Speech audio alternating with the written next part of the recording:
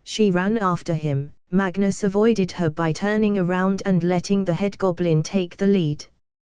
Seeing the annoyed face of the goblin, the woman stopped. "I've checked the vaults. Only I can enter them. Let's go back now, I believe we are done here," Magnus said, and started walking away. At the moment, all were contemplating how they should address him. The Minister for Magic had to absolutely address him as a king because she was an official. She was even happy that the King of Britain was going to be a wizard, who is also related to Merlin and also a muggle at the same time. You can't get a better deal than this. Dumbledore decided to speak. "Your Mage. It's all right, Professor. You're like my great-grand-uncle or something. Wait, how old are you? I saw that the earliest mention of you is in the late 1800s. Anyway, you can call me Magnus," he interrupted and corrected. In reality, he didn't really put much trust or faith in Dumbledore, but, seeing that he was somewhat related, he decided to keep the old man comfortable so that he doesn't stop him from conducting some activities in Hogwarts. He needed some special privileges after all. Dumbledore appreciated it a lot. Now, he would even get to clout with people because he's related to Merlin's descendant. "Magnus, she is a freelance journalist, Rita Skeeter. She will be conducting your interview. It is your wish if you want to do it." Magnus turned to look at her. "Are you a truthful and honest journalist?" Rita found the question weird but quickly answered, "Yes, I believe in righteous journalism." Magnus nodded. "Okay, you can ask me some questions." Hearing this, the Minister for Magic felt better. She needed Magnus to make an official statement ever since his identity was released for the people. But what she did not know was that Magnus was an old fox when it came to giving interviews. He had even prepared for all possible questions that could be answered. Rita Skeeter took out a notebook and a pen to write the answers. She asked her first interview, "Thank you for allowing this. Magnu. You can address me as Mr. Pendragon or Your Majesty," he immediately corrected her. Friendship with journalists was never good. "Yes, Mr. Pendragon, thank you for the interview.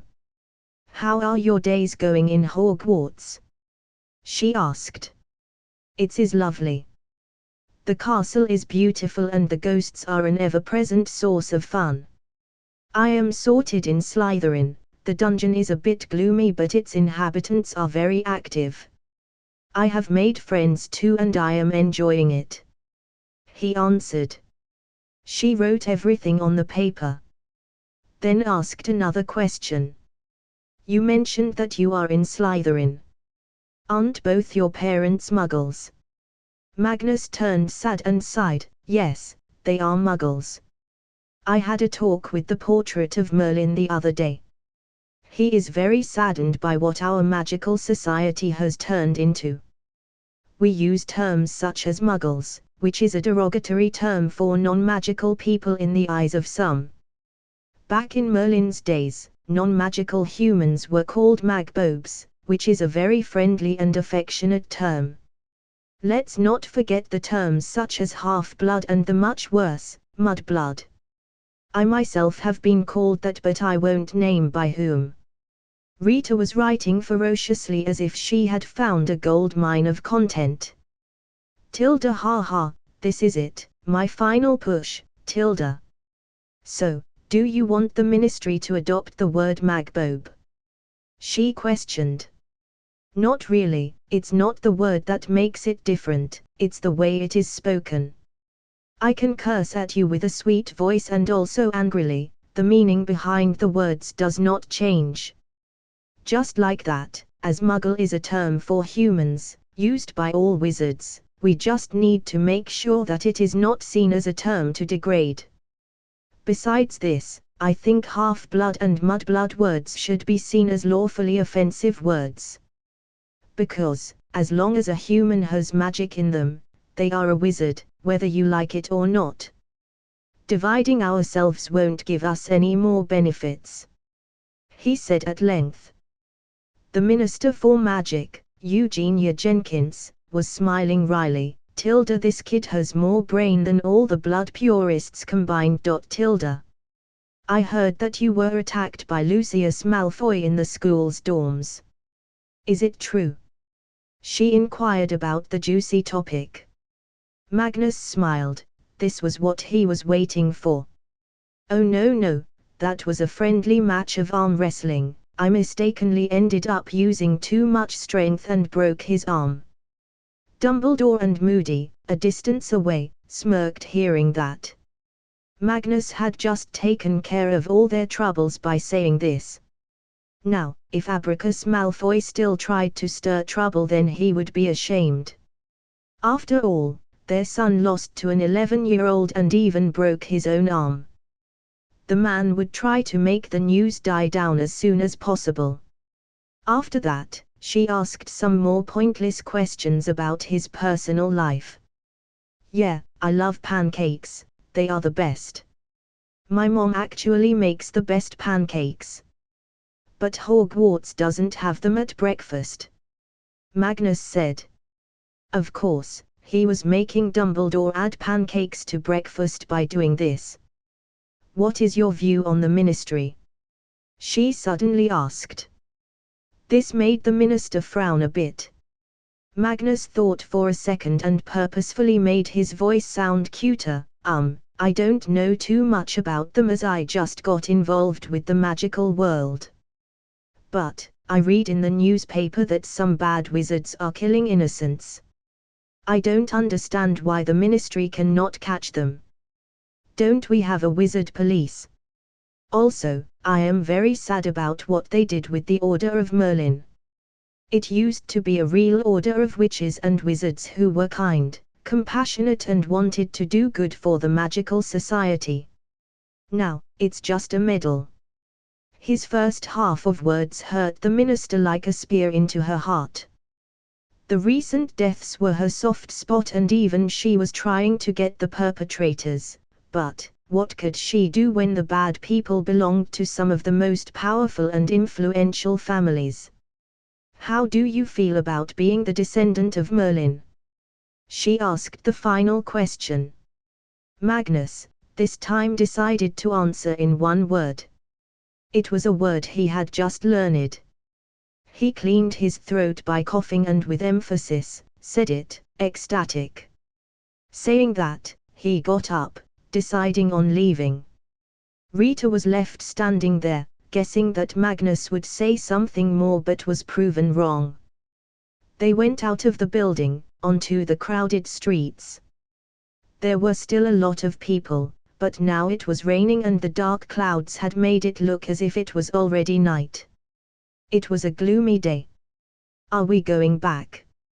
I want to buy something before that," Magnus voiced. Dumbledore was not going to deny such a simple thing. "Sure, we will go in an hour. I need to talk to the minister till then. But you have to take a Moody with you. You must understand, you are not just a simple 11 years old now, you have a special status." Magnus agreed. He did not know yet how powerful he was as compared to adult wizards. That was why he was not going to be overconfident, something taught to him by his mummy from a small age. He remembered that when he was small and learning multiplication tables, he started to guess answers instead of memorizing them. He got many correct too. But Grace found out and tricked him to make wrong guesses. He was so overconfident that he refused to accept his guesses were wrong. So, with the grumpy mad-eyed wizard, he left. "Okay, where to?" "I'm your babysitter today." Moody walked alongside him. "No, you are my bodyguard," Magnus replied. Wrong, I am paid by the Ministry, not you. So, I'm your babysitter. But I won't be changing your diapers if you let yourself loose," Moody said.